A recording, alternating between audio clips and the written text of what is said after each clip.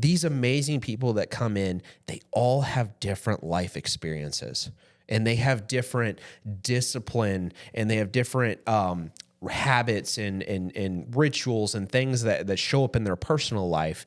And then how do you take that diverse group of people and you plug them into something and you say, hey, look, like this is the Andy's way.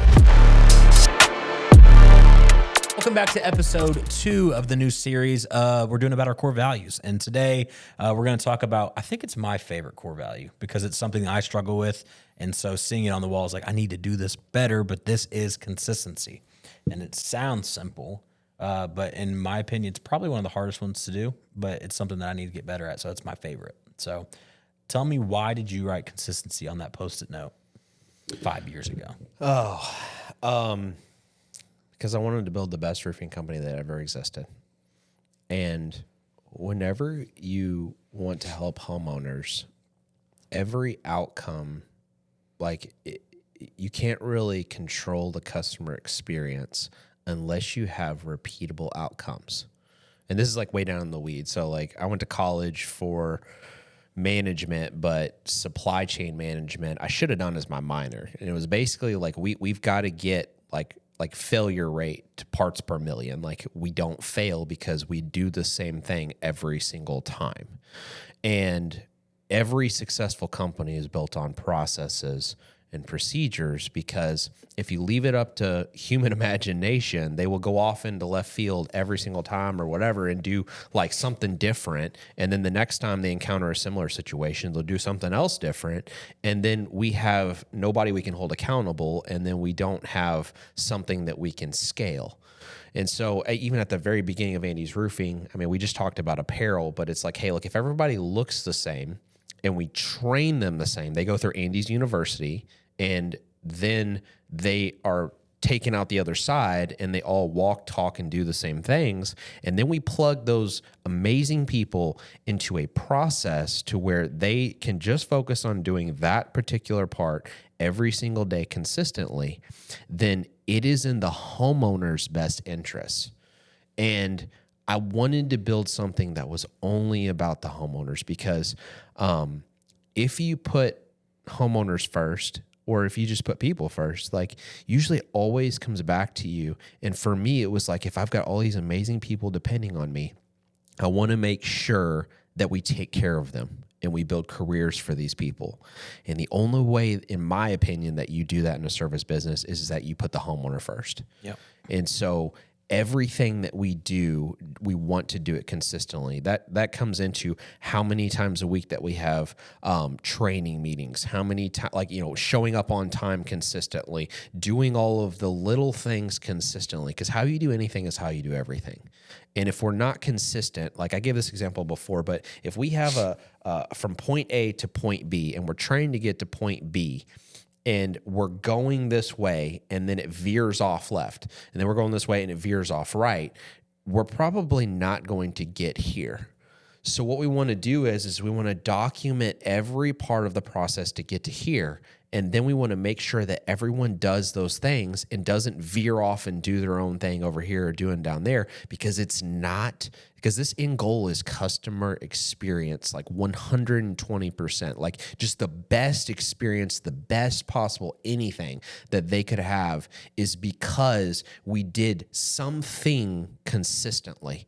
And that something, I mean, me as the owner, I have an obligation to create those processes and do all those things and help document it.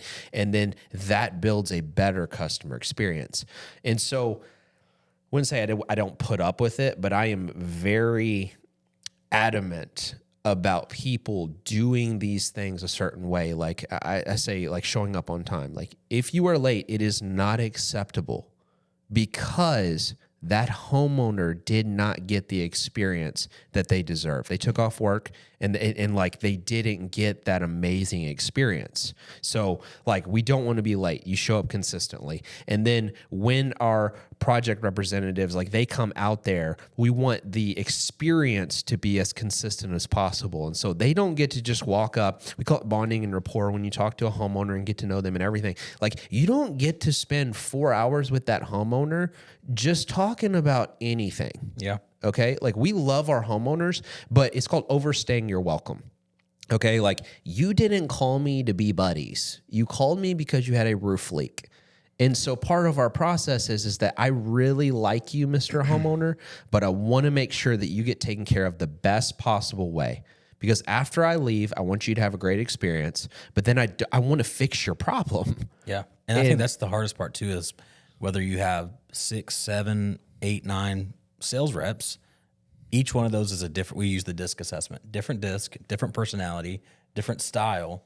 And so when you build those processes and systems and the uniforms and the process, that's the only way you can have consistency, or you're going to send 8 different personalities out to represent the Andes logo. I mean, you're trying to keep this short, but every time you talk, I just have all of this like inspiration. I know. So like the DISC assessment is just to talk about their communication style, how to interact with them, how to relate with that person, how you know that they're going to deal with under stress and under pressure. So they trust you consistently to use the process that we have documented and we've grinded over and we've just put so much blood, sweat, and tears in, and we know it will take care of homeowners consistently.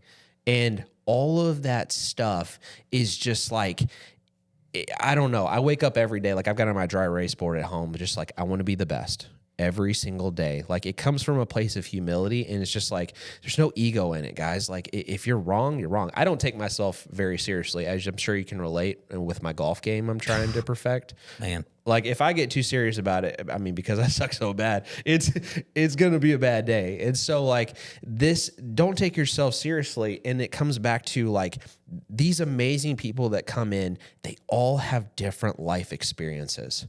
And they have different discipline, and they have different habits and rituals and things that show up in their personal life.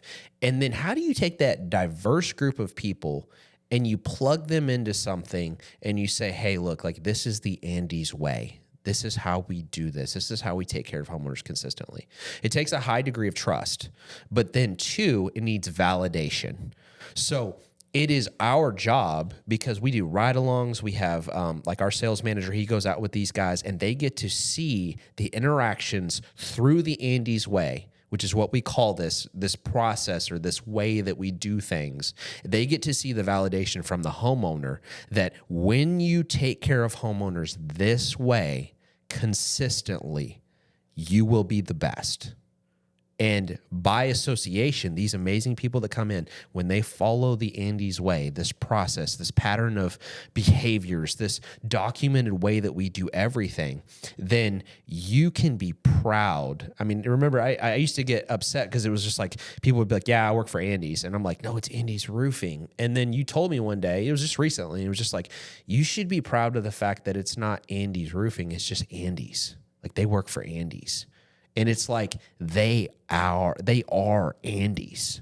Like a culture is the pattern of behaviors of your employees. And it took me a long time to realize that. And it was just like, it's not even how consistent we are with like the dress and all these other things. It's like we attract amazing people like sales reps, site supervisors. Now we have commercial repair technicians. We're going to have project estimators. We're going to have all of these different things. And we have a bunch of them now that we're building out. And we're going to do all of these things consistently. And it's going to build the best roofing company that ever existed. And I'm the one that gets you in the weeds, but I do say that's a lot of the homeowners. So homeowners should trust Andes because of our consistency. But if you're looking to come in and work for Andes, I will say this, maybe the people that come in as employees aren't as perfect when they come in, but I'll share a personal testimony. Both my wife and my younger brother recently have told me, since you've worked at Andes, you have become better at details. My brother specifically said, you used to misplace your phone and wallet all the time. I couldn't tell you the last time I've done that. I think it bleeds into the family life. And I've personally heard some project consultants say, I'm better at home. I'm better with my kids. I'm better at time management. The weight that is on your shoulders that you talk about really a lot is you don't have 31 employees. You have 100 or whatever that math is, because you really care about the wife and the husband and the kids. And so not just in the workplace, that's great. We do great roofs. We do the best roofs and we take care of the best, but we're sending home a person every day to be consistent to their family. And I think that's a culture that you've built. Yeah, everything has to be translatable because I get people for 8 hours a day. But then, I mean, what is it? Whatever 24 minus 8 is, that many hours, they are not at work. And so things happen outside of work that affect your work life. So why couldn't I, within 8 hours or whatever it is, why couldn't I bleed that back the other way and take positivity? Because we have a core value coming up, we're going to talk about called positive attitude. And it's like, why can't we take these things that we want people to be and bleed them back, and they have more consistent marriages with better communication, and just like they're more present, and they just like, why can't we just create the best people that ever existed?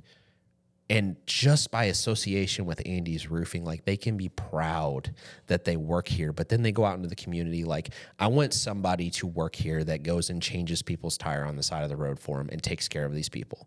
Like consistently, I want to attract the best people. And it's not even necessarily like you were talking about, like, they may not have all the skill sets. Like, people are like, oh, you're in roofing, that's really hard. So the actual physical part of roofing is 20% of what we do. Yeah. There is sales, there's marketing, there's production, there's finance and admin, and there's another one that I got to think of off the top of my head. But like, that part is just like we have so many opportunities at Andy's Roofing for people to be better marketing professionals, better sales professionals, better in production. Managing, project management is such a big part of what we do, because our project representatives, the sales reps, they go out and they share all of these options, and then a homeowner, they put their trust in us, and they decide that they're going to use this consistent company, and then it goes into production. Someone has to manage that project consistently the Andy's way. And so we talked about it before the podcast, but just even how we show up on the job, how we manage that job site during the day, how we communicate with the homeowner, how we consistently update them with photos and the communication, and just if there's something, because this is construction, like, crazy things happen, okay? Like, you don't wait till the end of a project to throw somebody a change order for a bunch of money that they had no idea was coming, and it's like a slap in the face. My best friend, he had that happen to him. It was wood damage. It was like $5,800. At the end of the job, they just slapped on him. No communication, no understanding for even why he was getting this additional charge. Him and his wife were both at work. It was insane. And so, like, I mean, I know I'm being personal here, but like, part of the reason why we do some of the stuff we do is because I hear these stories and I'm like, the homeowner deserved better. They deserve more consistent communication. They deserve just like so much more than that. Let's be that. That's what makes us the best. And the funny thing is in our manager meeting this morning, we literally asked the infamous ChatGPT what it was like. What is Andy's Roofing? Like, what is professional about Andy's Roofing? And communication was on that. And the funny part is we're sitting there bashing our communication because we take it we take such care of it that we literally hired a position, Libby, because the communication was falling off just a tad between sales to production. And we care so much about that little time. We talked about in the last really 2 tasks. We hired somebody specifically for the communication to hand off. And that's how much we care about it. And I think we give ourselves a hard time. I think we're really good at communication, but we want that perfection. So, I mean, our company, I mean, if anyone's watching this, like, you can Google us, you can go look us, you can watch all of our videos and everything. Like, it looks good because we're always trying to get better.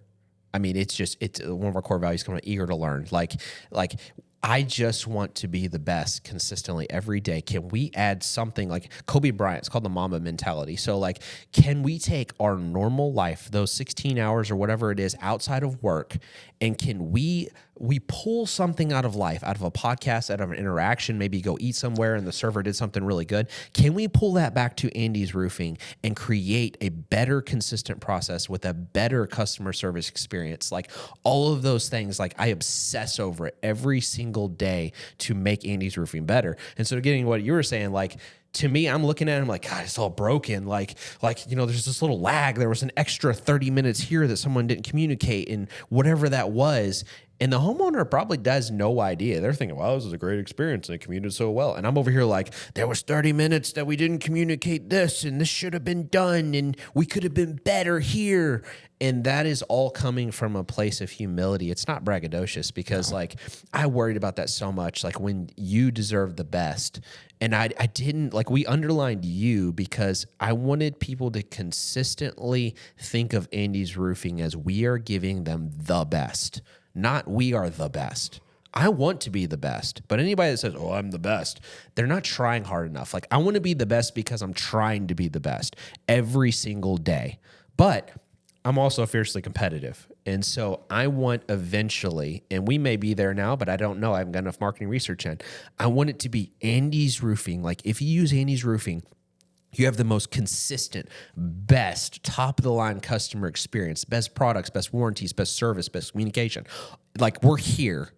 And then I want everybody else it's called differentiators. I want to this void, this chasm of like, we could choose Andy's Roofing because they're always trying to get better and they're always trying to be more consistent and they're always putting homeowners first and trying to be like just that company for roofing. And then there's everybody else over here. And then just like any company should, you give homeowners options. And whether they choose you or they don't, it's still the best service of the homeowner because they got to choose whether they wanted the best experience from a company trying to be the best and most consistent, or they wanted to choose everybody else. Yeah. And I think a lot of times people might I don't know. They think with consistency means there's no mistakes, and that's just not true.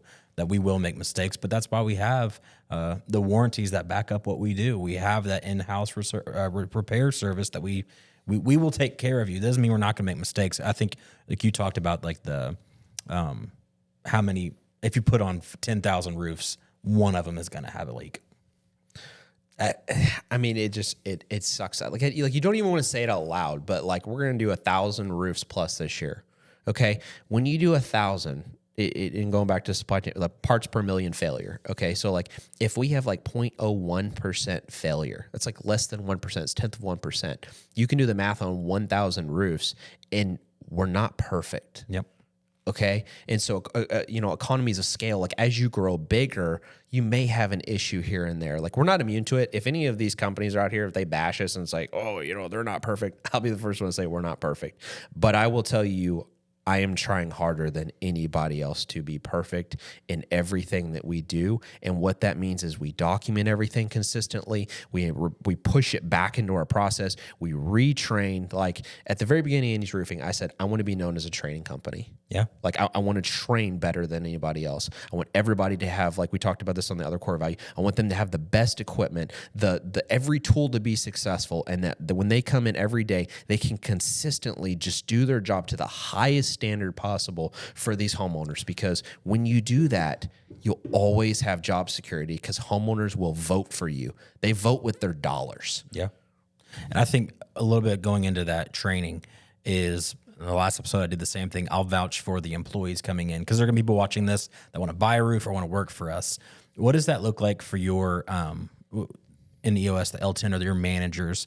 What is the consistency that you want from them? Because if somebody's watching this and wants to come in to work for us, that's who they're working for, is those managers that you are around every day, but they're really working for those managers. What consistency are you expecting from them? I feel like you're sandbagging because you want the answer in marketing. No, I don't. No, so a company it will only go as high as its leader. Okay, and we will not be anything unless I hold myself to a higher standard. But then it's my obligation. It's under Extreme Ownership. Okay, it's a great book, by the way. But like, it is my obligation to pour everything I am into these managers. Because I don't like managers that just manage people. I want leaders, people that take what I pour into them and it overflows their cup and it runs down through this organizational chart and they get to experience management in a way that it's just not management. It's basically like we take these core values and we pour down into them, and the expectations that they give their employees that they manage, it comes down from me. Okay. But then what that looks like is communication has to be clear. You can't move the bar. I mean, I've learned all these things from failing. Okay? From doing the opposite. I mean, I've moved the bar. I mean, I remember we had a great year and everything, and the bar just got higher and higher and higher. And it wasn't even about the revenue. I just wanted to see what was possible. And I learned that revenue is a horrible benchmark for judging whether your customer or your basically your company is big or not. Okay, it's about how well did we serve the homeowners. And then once you get a repeatable, consistent process, how do we serve more homeowners until one of two things breaks: customer service or quality of installation? And that could be repairs, that could be replacements, that could be anything. And so when one of those two things dips, you have to reevaluate. And then we talk about the L10 as our managers meeting every week, like we just talked about. So you have like, issues, you have tasks, you've got KPIs that we go over every single week to make sure that the company's on track. But then you have cascading messages, which is basically like everything that we do in that meeting. Like if you have this like huddle group of like people that are like talking about people else in the company, and they never leave that meeting and convey those cascading messages to all of the people that it was important to hear that, then nothing will change in your company. And so if we have a bad customer experience because communication dropped in a certain area because of something we could have controlled, like an automation in the CRM that we could have sent out at this time because this issue was not isolated. This was something that like maybe we'd even avoided it in the past, but it's like, hey, at this time during the day at 3:15 on average, we know that a homeowner is like this and they need this kind of communication. We should automate that because we had one homeowner that piped up.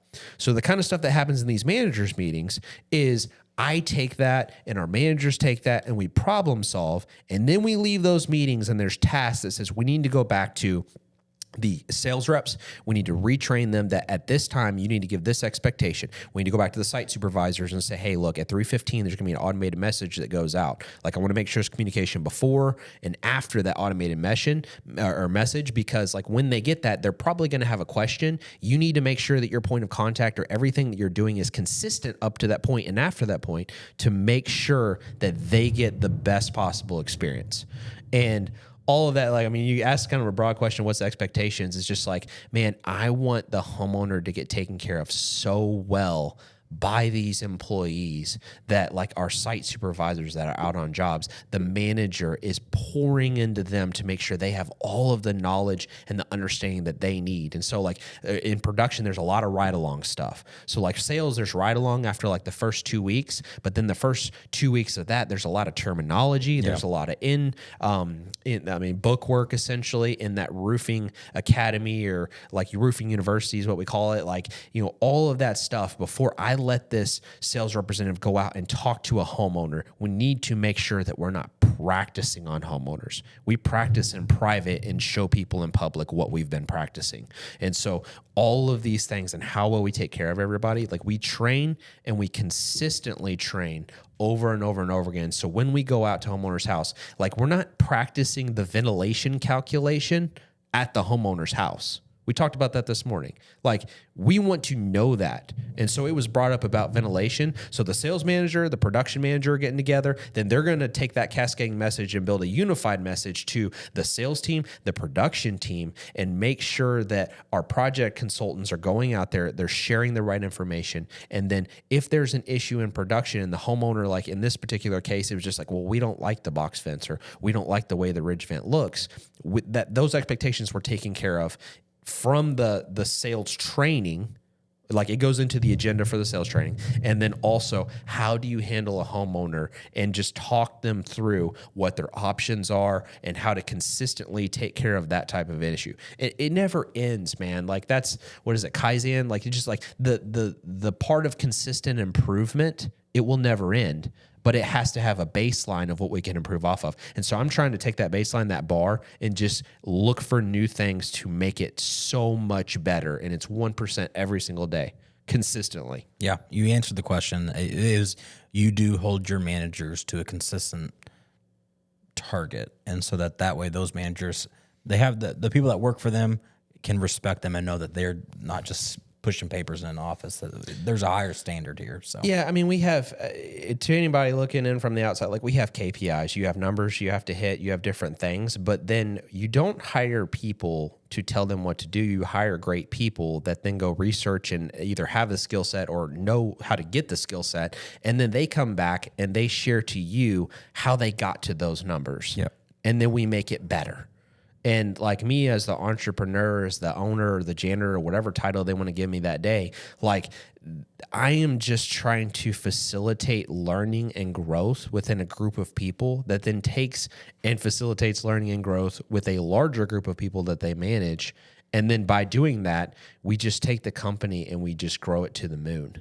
It's going to be, it is. I always say it's going to be because I'm always looking ahead, but like it is the best roofing company in the world. But only because we keep the mindset you put the homeowner first and you just do what's right consistently. I love it. So that's what we have for consistently. Be consistent. So join us next week. I'm not going to tell you what our next one is. You have to come back next week to hear what we got going on. But Ethan, any closing remarks?